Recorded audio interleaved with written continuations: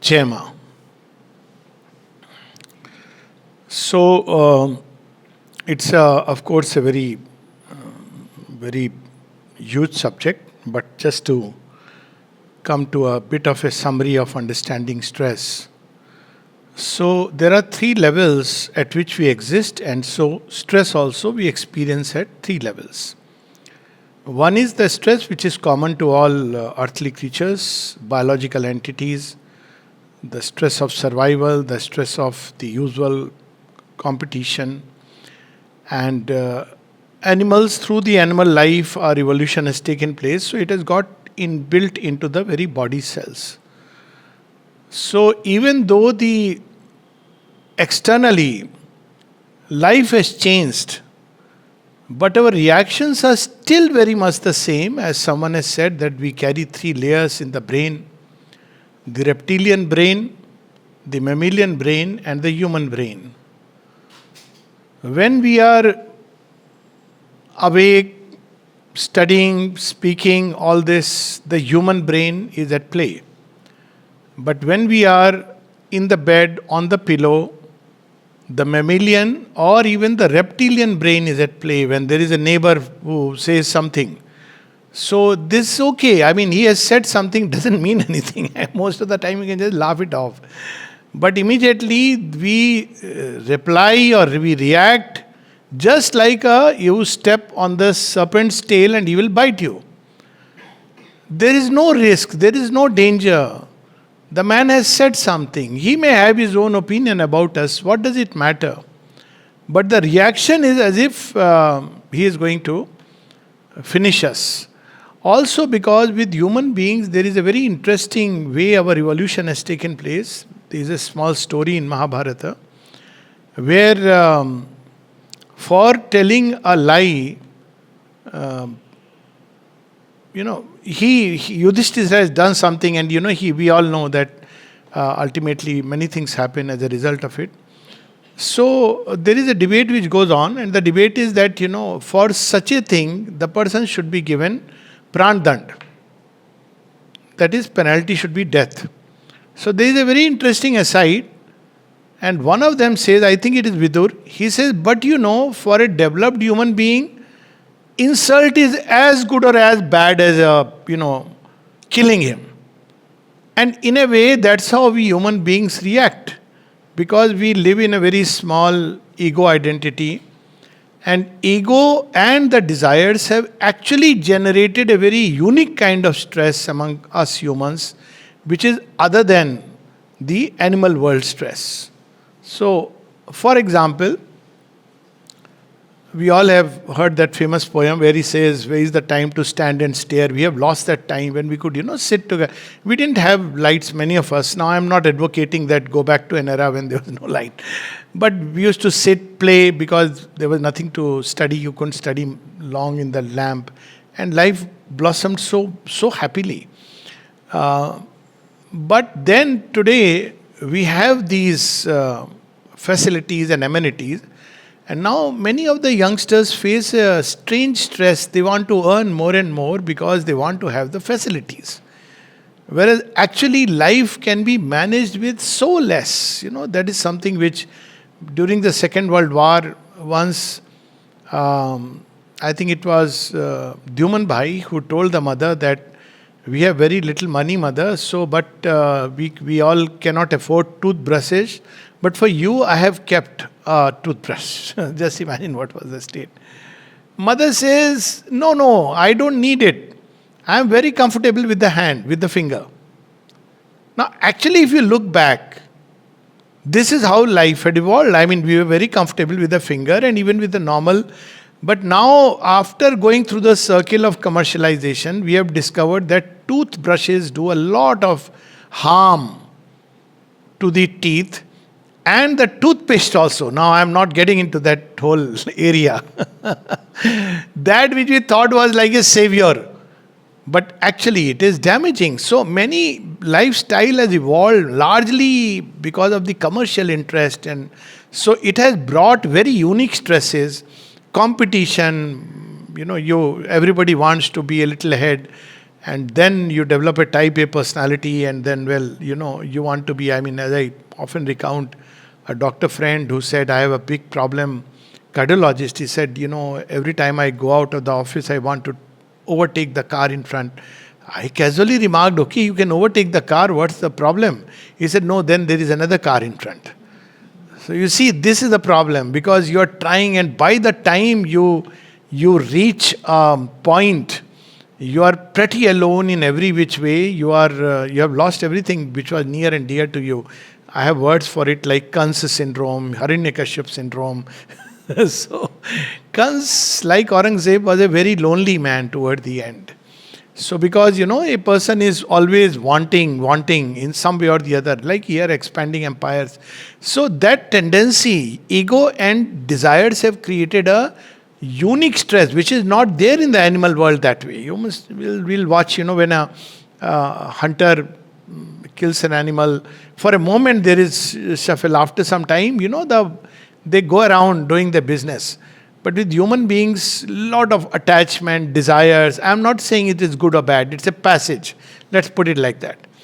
And that causes a lot of stress. In addition, there is another third stress which has come up in us, which is man begins to anticipate the future. There is a very nice line in Savitri where Sri Aurobindo says that alone who stares at future's unseen face, man lifted up the burden of his feet.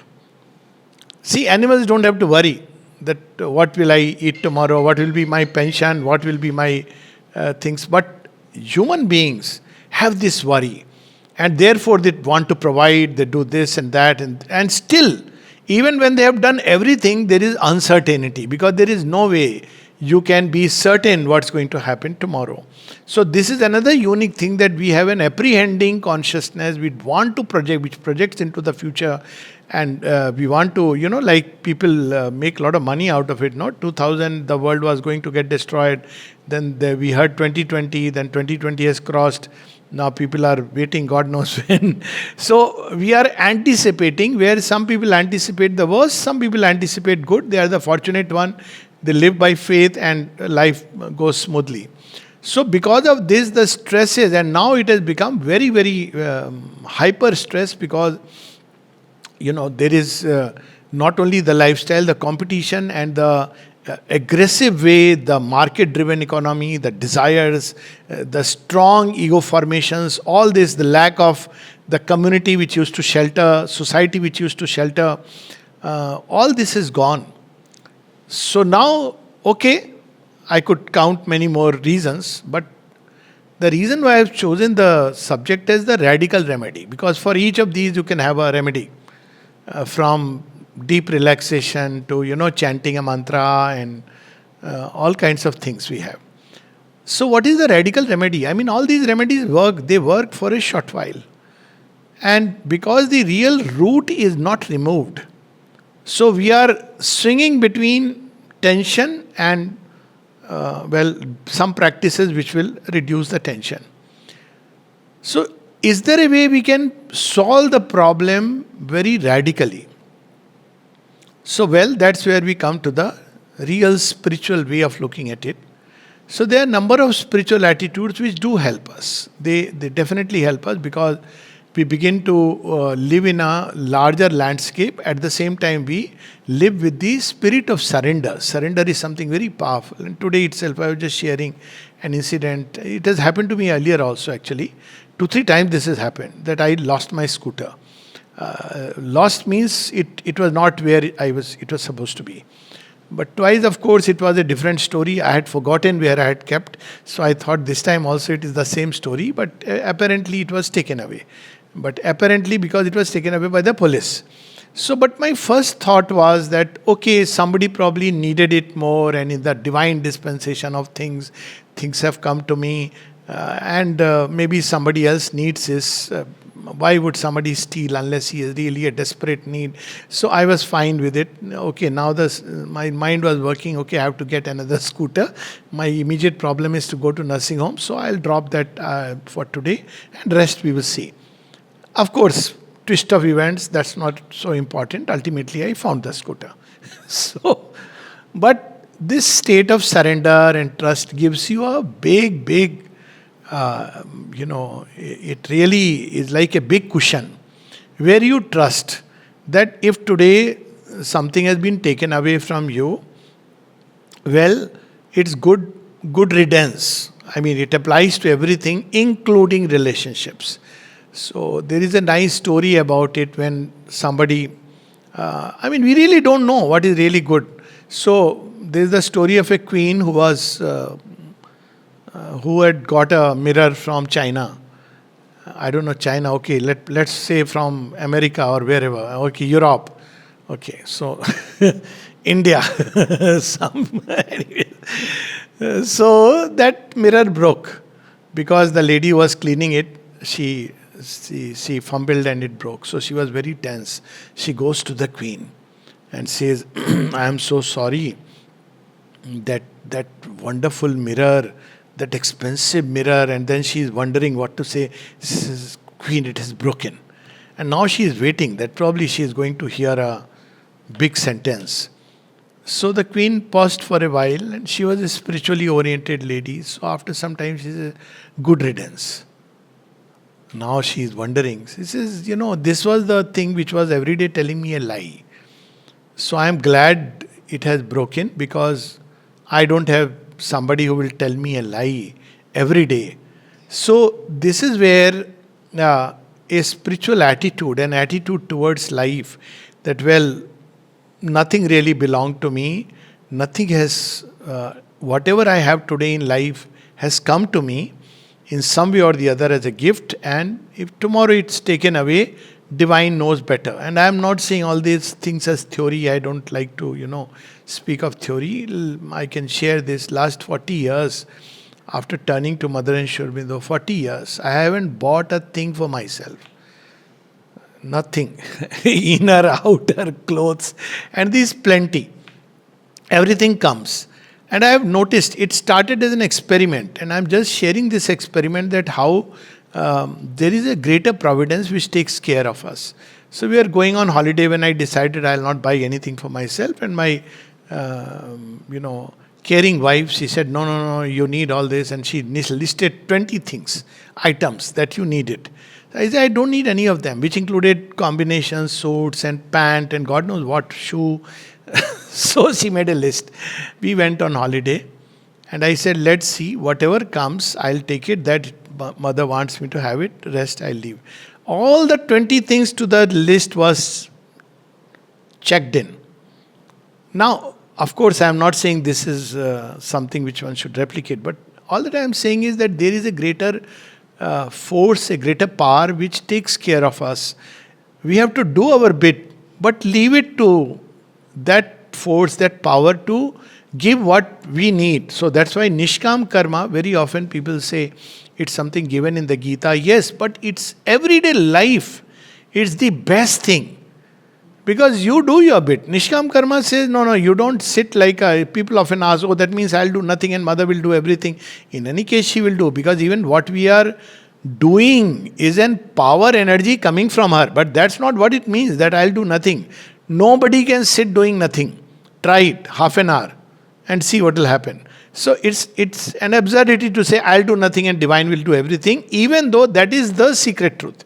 But what it simply means is do your best and leave the result entirely in the hands of the divine.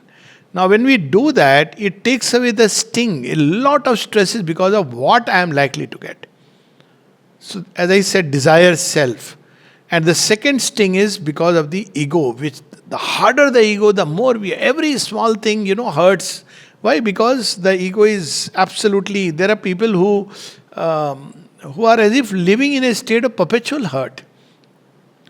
Whereas the wider we become, often I take these one or two examples of, you have a little circle, you have a little box and you put a little dot in it, it's like noticeable.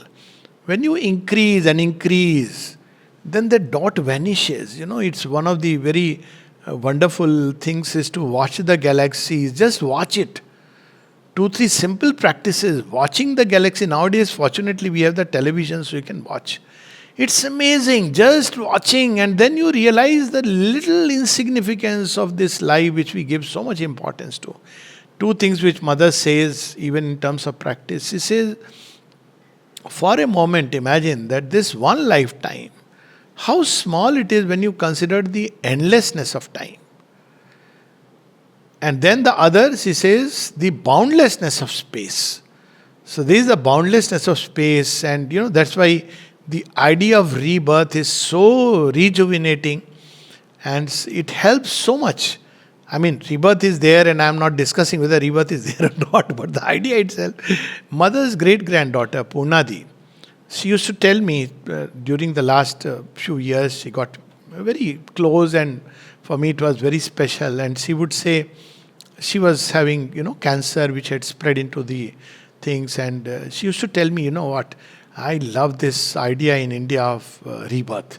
I am not worried at all. What is there? You will come back again. And it's so true. It applies, you won't imagine, it applies even in war situation. Why Indian army does so well? Actually, I am talking of facts. Vis-a-vis the Pakistani army. Now, I am talking of facts. Why? Because in the Pakistani army, from the Islamic background, there is a great fear of dying by fire. You have to give a burial. If you die by fire, it is somehow considered inauspicious. And there is no second life. Indian army, okay, Har Har Mahadev, Jo Bole So Nihal. You know that you will have another chance.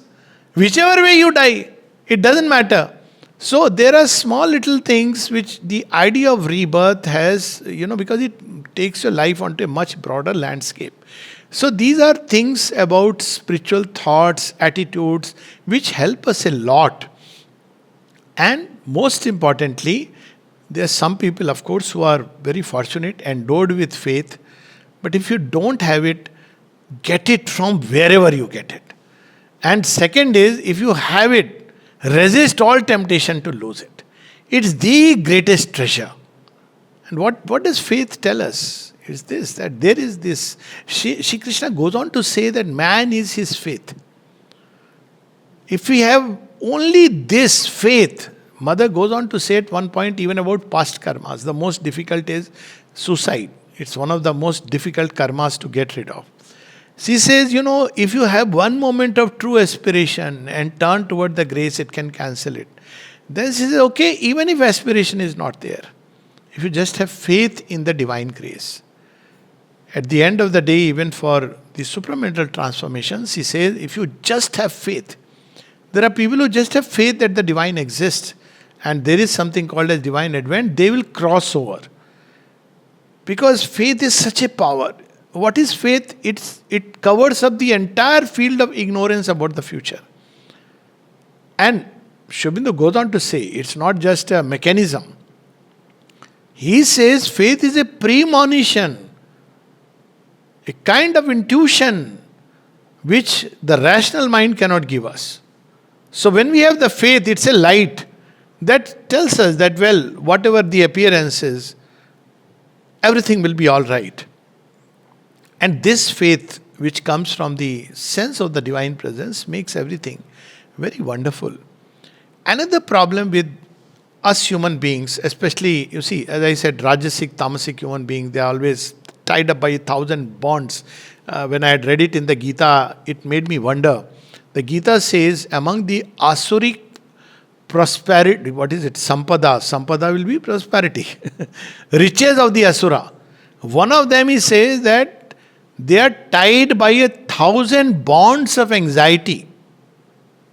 All the time they are worried. Because if you desire, so that time when I had read adolescence, I said, why are these fellows worried? Then I realized, the moment you admit one desire, you will buy 2 anxieties free. It's written. Buy one dress, buy two anxieties free. Because you have bought a dress, I use this example, you buy. If you have not bought a dress, window shopping, it's fine. You are happy. The moment you want to buy, then your purse, okay, you have bought it. And then somebody will be always there saying that in Karol Bagh or Sarojini market, you would have got it for 500 rupees. So, And then you are expecting somebody to appreciate it. And then you are wanting somehow to prolong it. Now you see, it's buying what? You're not buying a good t-shirt, you're buying a buying a headache for yourself. So this is, with stress comes, with anticipation, anxiety, with desires come anxiety and worries, because we want something. And therefore human beings live under perpetual fear. And this is why the radical remedy ultimately goes to the spiritual attitude and the spiritual means. So here I'll read two wonderful passages from the mother. She says, with man, there has begun this perpetual worrying about what is going to happen. Animals are free from this. No bank balance, no credit card, no debit card, no GPay, this pay, that pay. No money. Wonderful. So, of course, we should not go back there. We have to evolve. What they know intuitively, we have to do it consciously. And this worry is the principal, if not the sole cause of his torment. Man lifted up the burden of his fate. With this objectivizing consciousness, there has begun anxiety. Painful imaginations, worry, torment, anticipations of future catastrophes, with the result that most men, and not the least conscious, the most conscious, live in perpetual torment. We have shared this story of the king who was haunted by an army. He had lost, and so he was running and the army was behind him. And then he remembered that his Guruji had once given him a little piece of paper which he had kept. He said, this mantra, you don't have to do anything. He said, what do I do? He said, only when you are in a condition of utter distress, then you open and read this mantra. So I said, okay. He said, okay. He kept it and forgot. Now he went and reached a chasm. So now even the horse cannot run. Behind his army and in front of him is the chasm in which he can, if he jumps, he'll go. So what do we do? Then he remembered, oh, Guruji had given me a mantra. So he took out the piece of paper and he reads it. And then he laughed. And as he started laughing, the army closing on his suddenly stopped. They thought maybe, I don't know, why he's laughing. Something is up his sleeve. Probably he has some weapon or something he has seen. So they are all scared now. So they asked him, why are you laughing? He said, I won't tell you. Now they are more curious. He said, I'll tell you if you let me go. Now they are so concerned, like what has he got? That in front of a whole army he can laugh. So they tell him, okay, you go, but leave that precious piece of paper here. So he goes. When they pick up the paper, all that is written on it is, this too shall pass. Things pass away. So this will also go away. And sometimes when you look at life with that larger consciousness, so this, I had put it in my office in my Air Force days. One was, this too shall pass away. The second was 2 steps to regulating worry. And I can share that. So it was based on a joke, but I had put it as a little semi-serious, because if you write a joke, people take you less seriously. Sometimes they say, why are you always laughing? I said, why?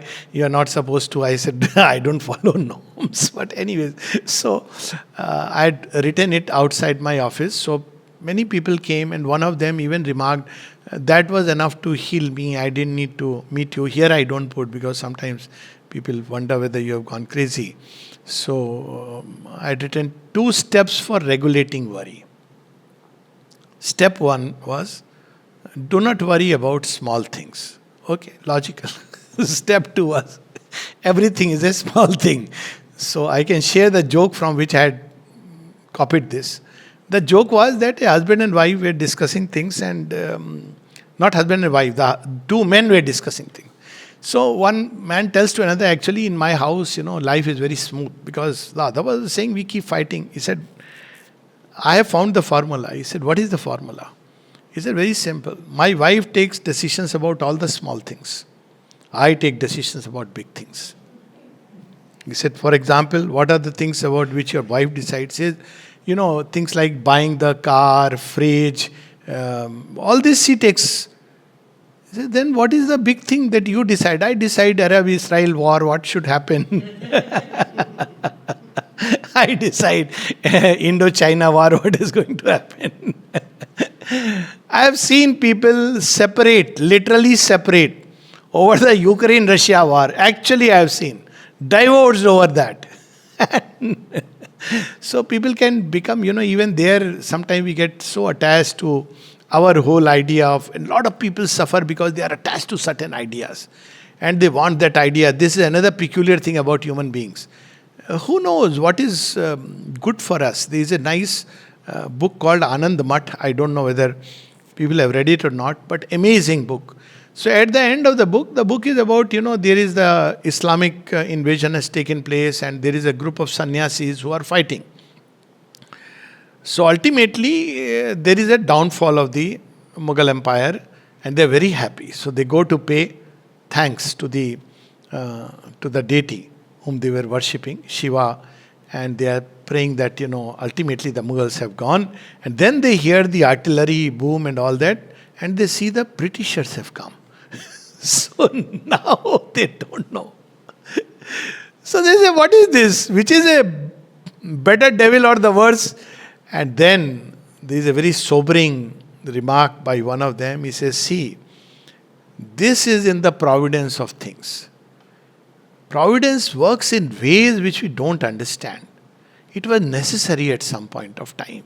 So when you look at from the larger perspective, and even the mother once speaks of American occupation, the threat from Chinese occupation, the threat from American occupation. And she says all this, and she says why all this is taking place in the providence. And then she says neither should happen because it means going through 100, 200 years of pain, but then eventually you take a leap, because when you go through pain, much of stress is only to help us evolve. And often I give the example of the mudfish, very clumsy little creature. Read about mudfish, which is going from one little mud pool to another to breathe. It is neither a creature of the sea nor a creature of the land, but it is the first prototype amphibian. So a lot of stress today is also because of the evolutionary stress. And that is what mother says toward the end, that, the amount of hyperactivity which is taking place today. It's like either we will collapse under its weight or we will evolve towards something new. So people often say, that this is happening. Yes, it is happening. Human beings are too much preoccupied. The mind is all the time busy. Nobody is, always we are on phone or God knows what. But this is part of the whole story and part of the journey. Those who go through it will go into another dimension or higher dimension or a newer race. Shobindu has spoken about all that. So basically, we are also experiencing an evolutionary stress right now. And the mother, as Shobindu in the Life Divine speaks about it, that what mankind is facing today is an evolutionary crisis. So we have to understand. So the more we give, so evolutionary crisis means you have to evolve inside.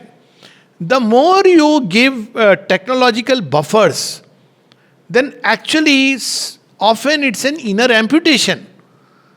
That's exactly where we started with. So you have so much technology that sometimes we have lost contact. Even within the house, two people, both are enjoying on their own phone. And I mean, I am no exception, but of course I have always this, not excuse, but the real thing, now the work is there. But nevertheless, thing is that people don't have time to talk, to share, whether it's anywhere.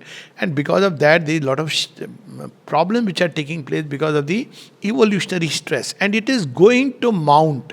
In 1909, Sri Aurobindo spoke of this to a Tamil correspondent, that it is going to mount and mount till mankind ultimately leaps to the other side. And that other side requires, one is faith and the second is surrender. So this is what mother is teaching us. We come back to the passage. Man is too conscious to be indifferent. He is not conscious enough to know what will happen. Not like an animal who says, I don't care. And that's not good also. Truly, it could be said without fear of making a mistake that of all earth's creatures, he is the most miserable. The human being is used to being like that because it is an atavistic state which he has inherited from his ancestors. The caveman still lives within us. You see what used to. You can imagine what life must be in the cave. Snakes and animals, and God knows. And you don't have any means. Later on, fire was discovered, much later. With that came one protection, that okay, one layer of protection, light the fire. But still, somebody has to still guard that fire. But it is truly a miserable condition, and it is only with this spiritual capacity of rising to a higher level and replacing the animal's unconsciousness by a spiritual superconsciousness that there comes into the being not only the capacity to see the goal of existence and to foresee the culmination of the effort, but also a clear-sighted trust in a higher spiritual power to which one can surrender one's whole being. Entrust oneself, give the responsibility for one's life and future, and so abandon all worries. That is why all spiritual disciplines begin with the necessity of surrendering all responsibility and relying on a higher principle, otherwise peace is impossible. So this is something which many of us, I am sure, would have grown up with. I have been grown up in that state, and I can tell you that when we were small, now as a doctor later on I learnt about amoeba and all that. So once I remember that having severe dysentery, as a 11-year-old, or maybe, I had just entered into the hostel which was in another village or town 30 kilometers away. So I had a lot of dysentery, uncontrollable, 30, 40 times. And now my father was told, and he brought me home. Now what did he do? I still remember that scene. Now there were hardly two doctors. One was too serious to, going there you lost whatever faith and confidence you had. He was the only allopathy doctor. So nobody dared to go to him because, he was so serious that if you had a little thing, you would feel something else. And the other was a homeopath who was known for his, strange antics. Somebody has died, and he would go and say that, no, I'll give you a medicine, I'll give you an injection, tomorrow morning, if he survives, if he doesn't. And he would charge that, those days, good amount of money, 30, 40 rupees. So when his compounder would tell him, Dada, but sir, he's dead. He said, you know it, I know it, he doesn't know it. You take the money and go. So, we had no options. So what he did was, I still remember that scene, took me, he used to do puja every day to the family deity, Rama and Sita. He placed me there, said, you do whatever you want to do with this child. I still remember. And I felt comfortable. I felt so comfortable because in me something clicked. Oh, now I'm with God. He will take care. God is omnipotent. Everything He can do. And it was so wonderful. And of course I recovered. I mean, that's given. So this was a way of life in which you grew up. And I'm not talking of one instance. I could narrate hundreds of instances where these things happen and, you are taken care of in strange ways. Because one grows up like that. So one of the things we have lost in today's times is faith. And we have got in the bargain something in return, that is fear. People often say, why is so much fear? Fear is a very, very modern, it's so strange.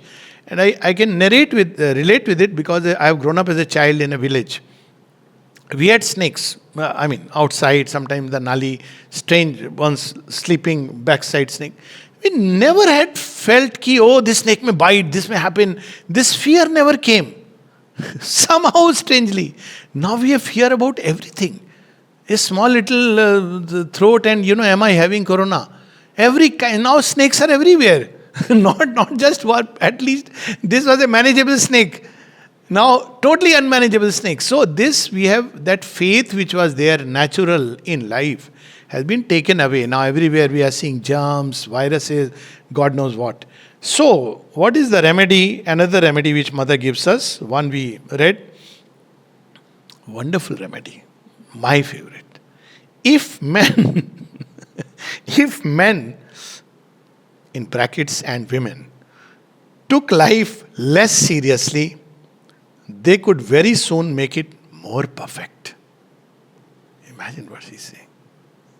If you take it less seriously, you'll make it more perfect. How? Indeed.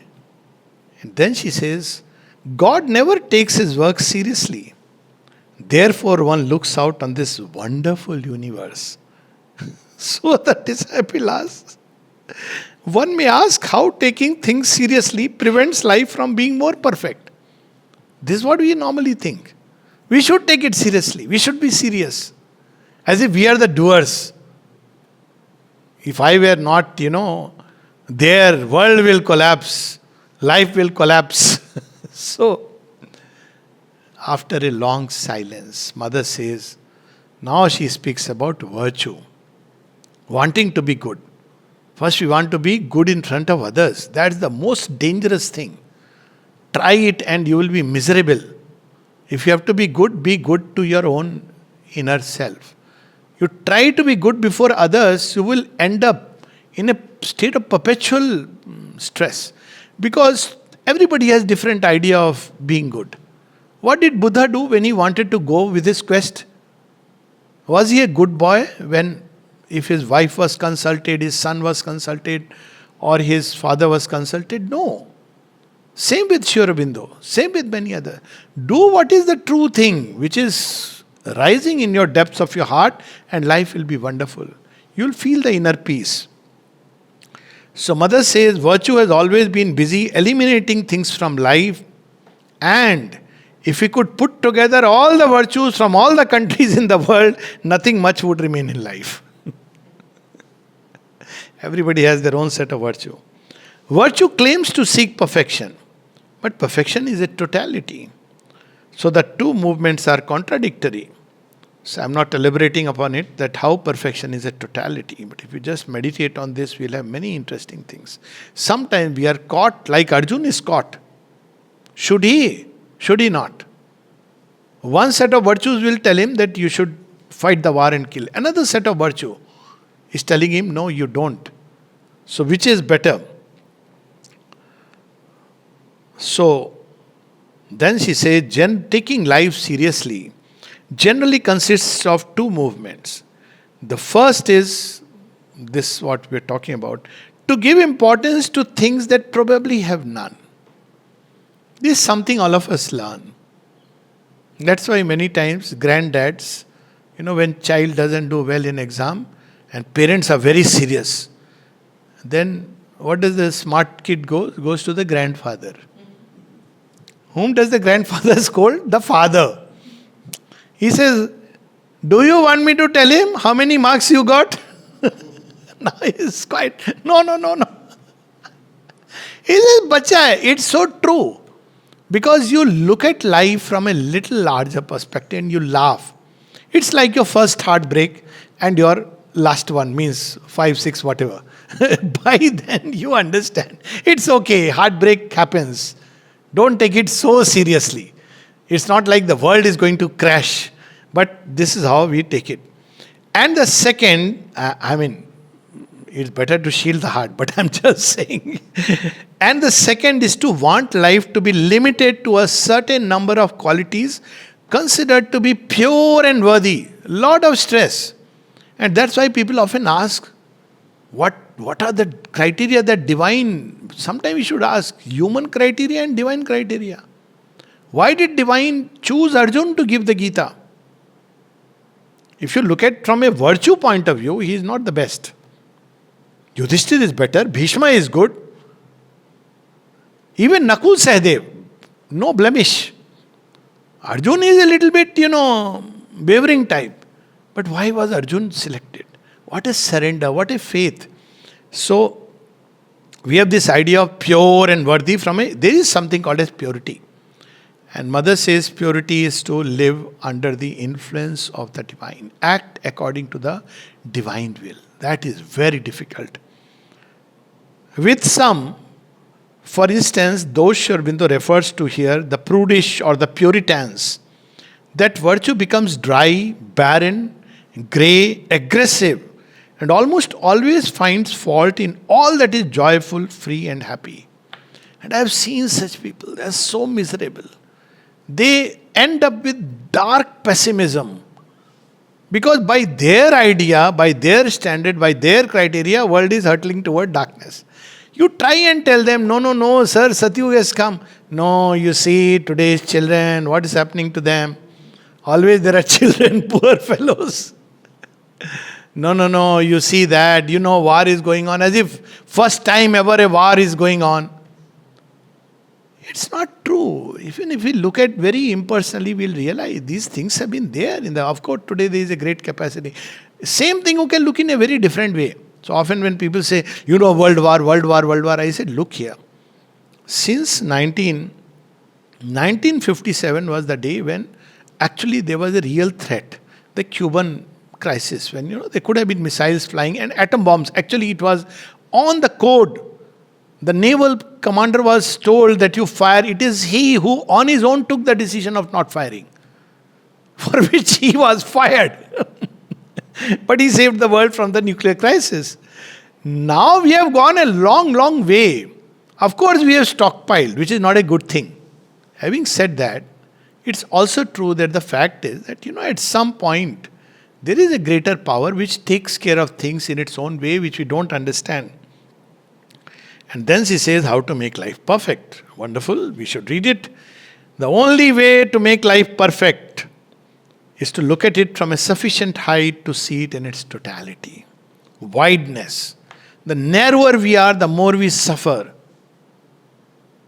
You see, people often speak about snakes. They are the miserable creatures. They cannot come out. They are digging a hole and hiding inside. They are more scared. They are so scared that you go near, step over it, it will bite you. It doesn't know any other reaction. Poor fellow, actually it's a miserable life. So we too, when we live in the hole of the ego, then we suffer. Instead of the hole, we should go enter into the hole with a W. Not only in its present totality, but over the whole past, present and future. And then she says, then all those things that appear so evil, so reprehensible and unacceptable to the Puritan mind would become movements of joy and freedom in a totally divine life. Okay, let it be a subject of meditation. I am not going to elaborate on it. It's wonderful. Many things which we have built barriers, we have created these ideas. But if you really look at it from often people say, for example, I can take one example, that people in a relationship, they suffer. Oh, to mera tha, wo kisi ke paas chala gaya. So one of the things which I ask is, because the person is suffering, he was mine and he has gone to someone else. So I sometimes reflect the question, was he or she yours? Just reflect on the question. How silly it is. How stupid it is. How can I claim anything to be mine? Life is in a movement. It's not about bringing good or bad. Yes, we can look at it that way. But thing is, you have to understand how life evolves. Each one is evolving along one's own line. People do things, they go through their consequences, they learn, they grow, they suffer and struggle, but that's okay. And then nothing would stop us from knowing, understanding, feeling and living this wonderful laughter of the Supreme. So I say this, that you see, wo chala gaya, you can lament about it. But isn't it better to understand?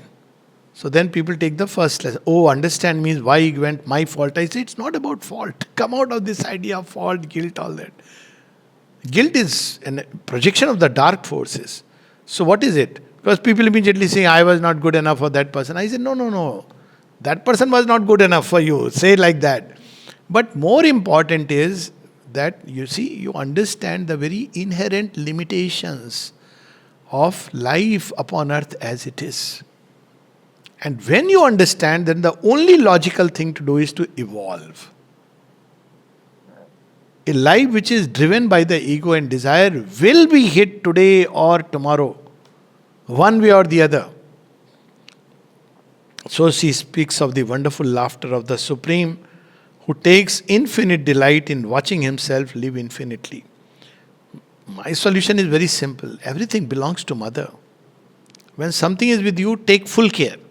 treat with all the respect and love you can, but know that it doesn't belong to you. This is a very simple little change inside. It belongs to the Divine Mother. It's given to me, and as long as it is with me, whatever it be, whoever it be, I must do my best because it's Mother. This is the solution that long back our Yagyaval gave. It said one loves the wife not for the sake of the wife but for the sake of the self. One loves the child not for the sake of the child but for the sake of the self. One loves the country not for the sake of the country but for the sake of the self. And Sri Aurobindo says, as is the self, so is your love. If the self is a small egoistic self, then you'll suffer because this small self always wants. Even if a woman gives everything, still the person would want. Problem is not the woman, problem is your want. And the other is the greater self. When you live in that greater self, Atmarati, then you want nothing. You are a giver, natural giver. And that changes everything. And then she says, this delight, this wonderful laughter which dissolves all shadows, all pain, all suffering. We only have to go deep enough into ourselves to find the inner sun. You all can find it. It's as simple as putting your consciousness from here and putting it here. That's all it requires. It's not complicated. People take courses on spiritual life. God knows what all they do. 3-day, 5-day, this technique, that method. You know, what is the method? Bulle Shah, we all have heard. Bulle Shah comes from Prophet Muhammad's family. But he said, no, I am not satisfied with all this that my great-grandfather has told. I want more. I want the real experience. So he goes to a mystic. And everybody says, no, don't go like that. Because it was a rich family and everything. He said, no, I am seeking. So he goes to a man whom he had heard that he is a farmer and he will tell me the way. So he goes to the farmer. He wants the way. Farmer listens but continues with his work. He's taking off things from one place, putting them elsewhere, like that, whatever people do in the farm. So after a few hours, he asks him, the farmer gives no reply. After he finishes his work, he says, sir, please tell me. He says, all this time I am telling you, are you an idiot? You don't understand? He said, what are you telling me? He gave the whole secret in 2 words, or rather 4 words. I'll say in the Thet Punjabi than English. Athe chug, athe rak. Pick up from here, put it there. What? Attention, concentration. That's all that is required. Take it from here. We'll see. Mother used the word, roll up the sleeves of your consciousness. Like you roll up the sleeves, consciousness scattered everywhere. By whatever means, whatever way, it doesn't matter. Love is the best way. Love the divine. That's the best way because the consciousness automatically goes where we love. But by whatever way, whatever method, consciousness must turn toward the divine or whatever represents him. Look at mother's picture. This is the method Sri Aurobindo and the mother gave. Look at a picture. If you can't concentrate inside, look at a picture. Automatically the consciousness will start flowing, get connected. I know so many stories, real stories of people. And it just changes everything. Go deep enough into ourselves to find the inner sun and let ourselves be bathed in it.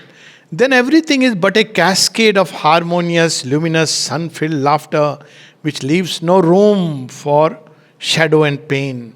In fact, even the greatest difficulty, even the greatest grief, even the greatest physical pain, if you can look at them from there, take your stand there, you see the unreality of the difficulty, the unreality of the grief, the unreality of the pain, and all becomes a joyful and luminous vibration.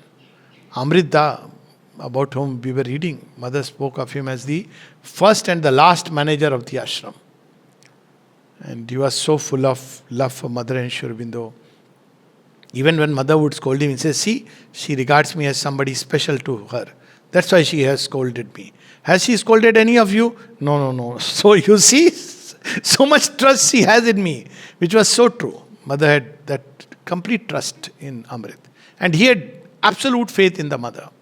So much so that once Mother asked everybody in the playground that how far is divine? Everybody is thinking spiritually this, that. Amrita gets up from where he is sitting, walks up to the mother, and he says, Mother, 15 steps. Because he had walked 15 steps. So when he was on his, he used to get heart attack, and once he had a heart attack, he was admitted, and suddenly, somebody asked him, what happened to you, Amrit? Very serious face. He said, nothing. My sweetheart is giving me some trouble. Always lived with this sense of humor. One of the funny stories is, as he was coming out of the ashram, a pretty girl walking from the other side, and they banged into each other, and the pretty girl said, oh, I am sorry. His immediate response was, but I am not. That kind of a spontaneous humor. What consciousness you must be living in to be always with that state of joy. And he had a unique way, since we are talking about him.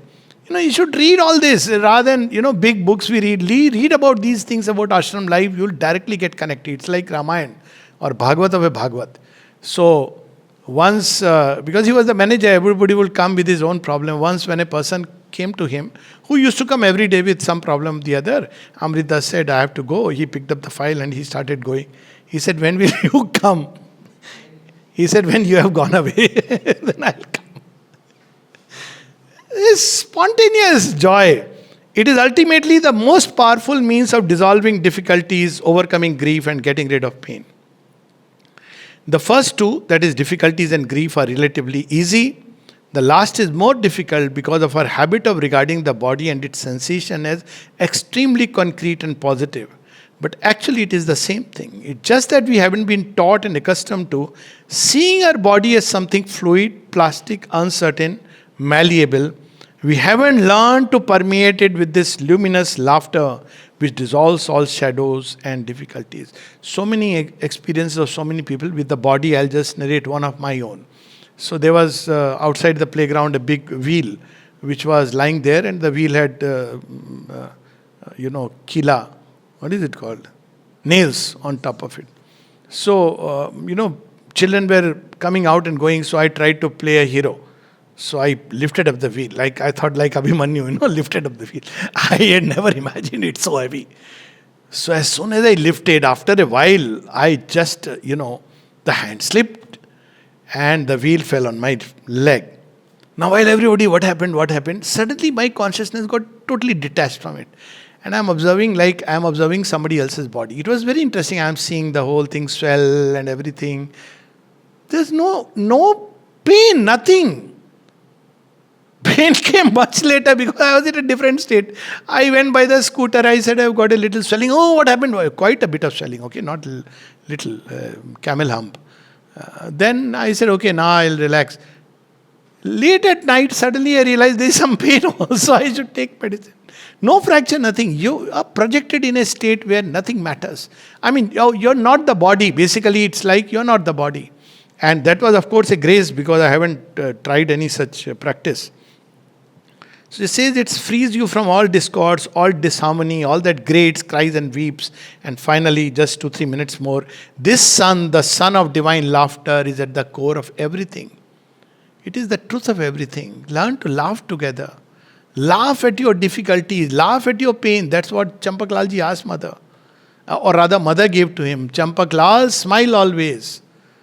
Smile at your difficulties. Smile at your, pain. Smile at your problems. What is needed is to learn to see it, feel it, live it. That is the sadhana. And for that, she gives us an advice. And for that, what should we do, mother? First step, let us flee from those who take life seriously. They are the most boring people on earth. You see, why did Christ say this earth will be... Who will inherit his kingdom? The meek and the weak. They spontaneously, they have faith. When you have nothing else, you will turn to the divine. But people who believe they are something or someone, it is very difficult for them to surrender. So I think with this we can stop. Thank you so much. And Jai Ma. I don't know, I just went off with it, but if any questions, you're most welcome.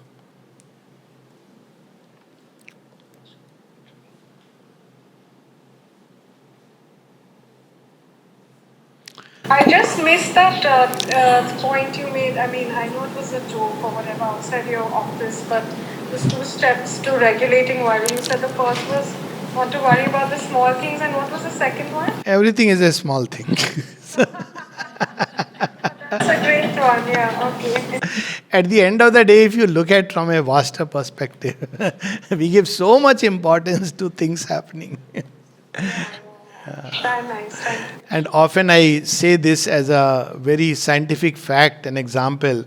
Earth itself, I'm talking of science, not the spiritual pralaya concept. Yes, 6 times pralaya. Science itself speaks of there have been 6 ice ages, or 5 or 6. I mean, humanity rebounds back. So we should understand, yes, when challenges come, we take it, one goes through it. Yeah. Okay.